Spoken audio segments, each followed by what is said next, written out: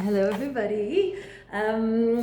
Today I'm going to show off all the produce I went to get at the market. And I'm going to show you one delicious spring recipe that is actually a recipe that I'm going to be detailing in one of the books I'm coming up with, but I'm going to kind of demo it quickly to you here today. And it's a cod with tomato, olive oil, and feta recipe. Okay, so I'm going to do that one, and then I just wanted to just show you little nicks and knacks that I bought and show you some of the produce. So let me just adjust the camera. There we go.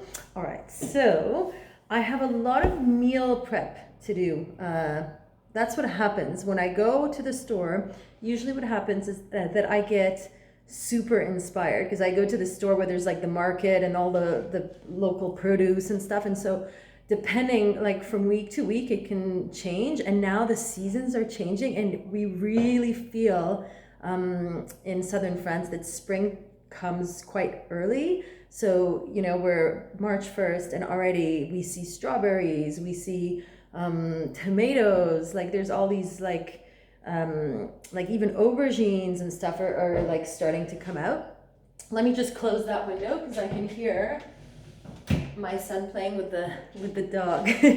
All right, so it's very exciting, and so I end up buying too much stuff, and now I need to meal prep and plan for the week. So we're going to start. I'm gonna get to the fish. Okay, the fish is not gonna take very long to make. But I wanted to first get to some tomato recipes, okay? So I got a bunch of different kinds of tomatoes. There are certain tomatoes here that you get that are like really sweet and juicy, and I keep these for salad, okay? Like this one, let me cut it for you so that you see how beautiful it is. And these are not even like the late summer tomatoes, but they're just really pretty. They're so like, and they're just so sweet, and it would be a shame to roast these or cook them. First of all, because they're kind of expensive, but also because they're just so yummy with just a little bit of olive oil, some basil, and a bit of salt. It really gets you prepped for supper. Or if you want to make a bruschetta with it, like what I would do is like dice these, maybe seed them a little bit, mix with olive oil, some salt. If you're into garlic, you put a bit of garlic in there, some basil or herbs, like whatever your favorite herb is. And like I got some chervil today, so I can maybe kind of put that in there, and you put it on a toast, like on a like sourdough that's been toasted and then drenched in olive oil. And you put all like your little tomatoes on there, these little tomatoes. It's awesome. So I'm not gonna make it now because I just had lunch, but you get the drift, right? So this is the sort of thing I would do with these beautiful tomatoes here, okay? Let me get that mask out of the way. Okay, now I've got some other ones, which are these ones, okay? These are like grape tomatoes, which are also beautiful. And what I do with these is you could eat these raw. I mean, obviously they're tomatoes, right? You can eat tomatoes raw. But what I like to do is to roast them. They're bigger than cherry tomatoes, right? Like they're quite, like they're not small. But what I do is I'll just wash them and show you. I will take parchment paper out.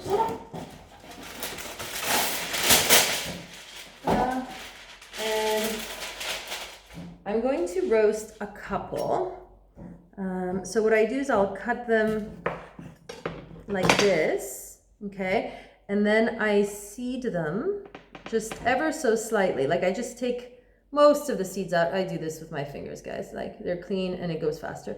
I leave a few seeds in. Like I'm not super bothered of like leaving a few seeds in, but you do kind of want to get most of them out when you roast. Otherwise, that whole part gets very watery, and you're not going to get that like sweet tasting roasted look and feel, if you know what I mean. So I do that. I'm sure I've shown this to you with previous tomatoes in my Dubai life, but I never can show this often enough. So what I do is I'll I don't even know which ones are which now. Yeah, okay.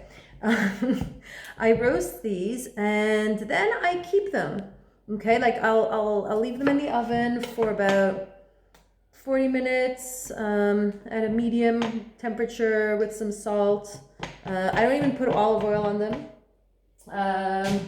And I just stick them in, and when they're roasted and dried up, I might kind of like empty the water from them if I see that there's water that's been accumulated. And I take them out, I let them cool, and once they are cooled, I put them in a big bowl or a big jar, and fill it with olive oil and some dried herbs.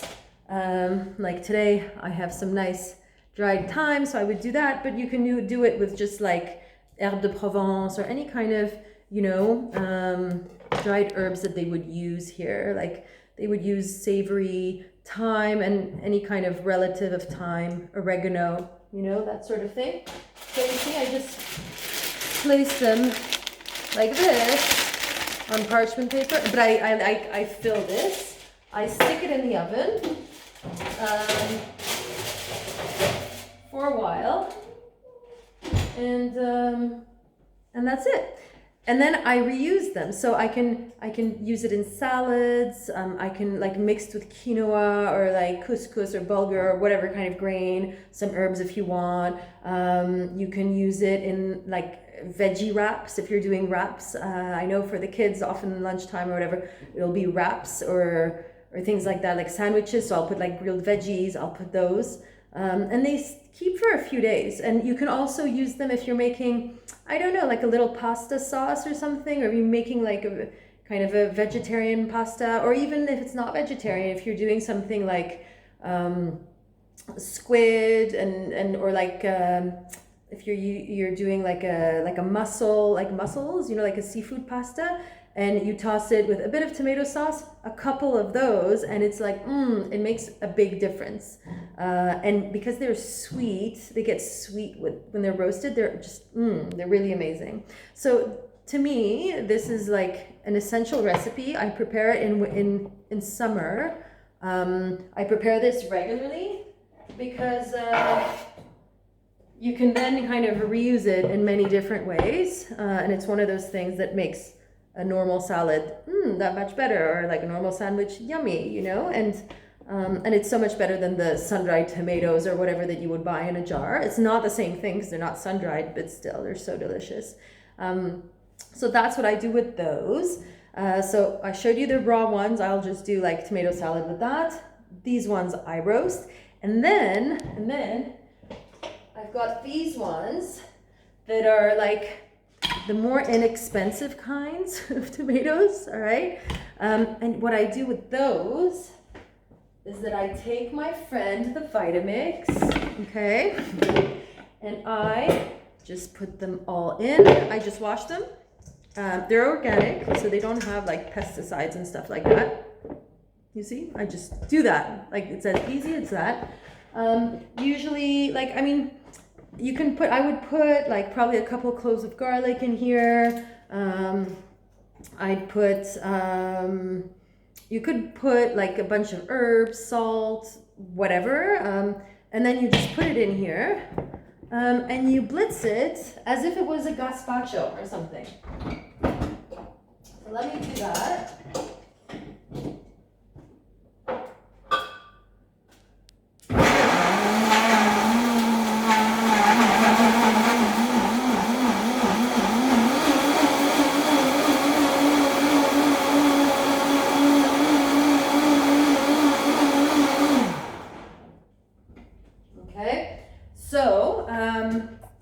You see, it becomes this beautiful red color. Oh my gosh, it smells so good. You see, I don't want to pour it, but you see what I mean, right? Let me just show you what it looks like. And it's thick, right? It's thick. And like if I was, I don't want to drop my phone here, but you see, it's like quite, You know, it's not that liquid. And I mean, it's liquid, but it's not super watery. It kind of gets thicker when you blend it. And then what I do is I'll put this in a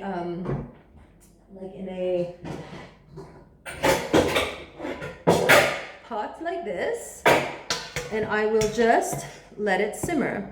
And because it has, like, I didn't put garlic here because I didn't want to like waste time putting garlic and whatever, and this is just for demo purposes, but I will probably put garlic later and a bit of salt and some herbs, and you just let this simmer for, I don't know, like an hour, and toss it and, like, you know, let it evaporate, let the water that is there somewhat evaporate, and it's going to turn from this creamy red color to a deep orangey red. And then you can blend it a second time in the Vitamix or your blender to make it extra smooth. And that's what I would call a tomato coulis. And that is done very easily. Because, you know, sometimes they say tomato coulis, you need to like do all this stuff and take out the skin and then put them in the, like, it's like there's another way to do it that's more traditional, but that takes forever. And I would never do it if I did it that way every time. So for us busy cooks who just want to do a nice tomato coulis, just do it this way. And that's why I love these high-speed blenders, because they really get the work done like super quickly. If you've got a normal blender these days, they're good as well. So you can get it done that way. It just takes a few minutes longer. So I just let that simmer. And then at the end, I put some olive oil so that it doesn't fry too much, you know? So I just have like that extra virgin olive oil at the end, so that it has a nice olive oily taste that goes really well with the coulis that's reduced for like an hour, right? And that coulis is kind of like the roasted tomatoes. You can keep it in the fridge, take it out to do like aubergine parmigiana. You can take it out to do like a toss of pasta in it, or you can use it as a base for any kind of tomato sauce-based dish, okay? You could even use it, like I can use this in my next recipe that I'm about to show you, and whatever you don't use, you can put in the freezer. And it's just awesome, okay? Now, let's get to the recipe I wanted to get to.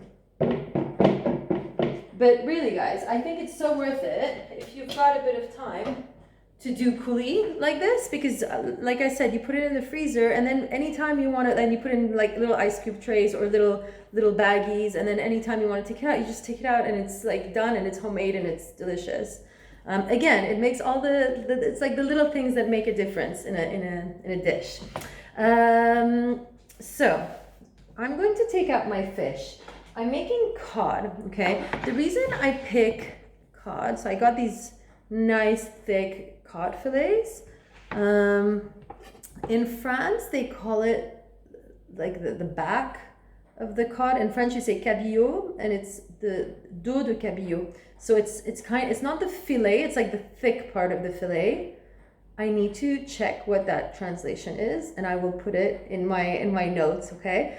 And so the reason I take cod and I take this thick part is because it holds really well in cooking. So you don't have to like worry about it becoming like this big, great, crumbly mess. So I've got about 800 grams. 800 grams is four people, okay? And like four kind of normal, generous, four people. So I've dried these really, really well with a Scott towel. The reason I dry it really well is because I don't like when the water comes out of the fish, you know, when like have you ever baked fish and then like water comes out of it, and that just grosses me out, and the whole thing smells way too fishy and tastes too fishy.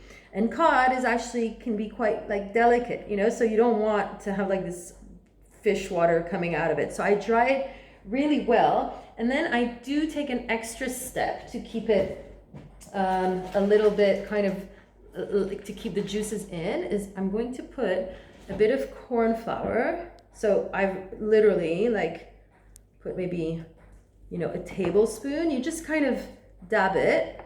Let me here. So you see, dab, dab, dab. Not a lot. Like I'm not like breading it with flour. You know what I mean? Like I'm just lightly putting some here. So that kind of we're gonna sear these, and because I've put a bit of cornstarch or corn flour, you could even put regular flour, but really just a dusting. It will keep the juices in really nicely. So I'm gonna take a pan like this. You need a pan that's big enough to fit all these babies. I'm going to put it on medium high. I'm gonna put some olive oil. I'm very generous with my olive oil. So I'll put about maybe a quarter cup, maybe a bit less, a few tablespoons, right? So, and I'm gonna let that sizzle for a bit. Now, meanwhile, I'm going to take these ones. Remember, these are the ones I roast. Again, like if I wanted to do this and with like quickly during the week, I could prepare the roasted tomatoes the weekend. I could make the coulis on the weekend, and during the week, all I do is I bake this thoroughly, and I maybe put like a flash of white wine or something and some herbs, and then when it's cooked through, I would add like the tomatoes and the coulis, you know, or I would cook it in the coulis for a bit. But in this case, I've got some fresh tomatoes, so I might as well just use fresh. Because I've got a bit of time. So I'm gonna take about 3 or 4 of these.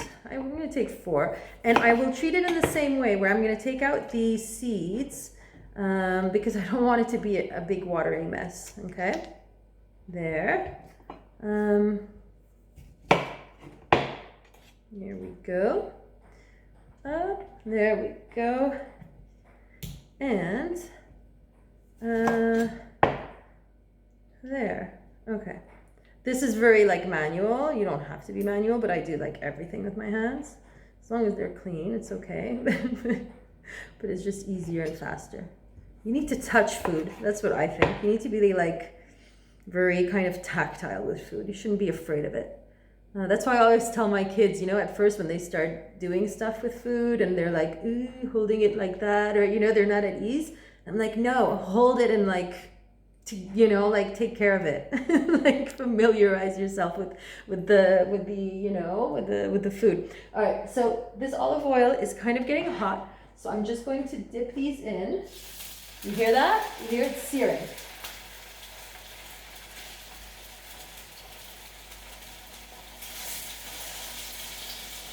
Right? Okay.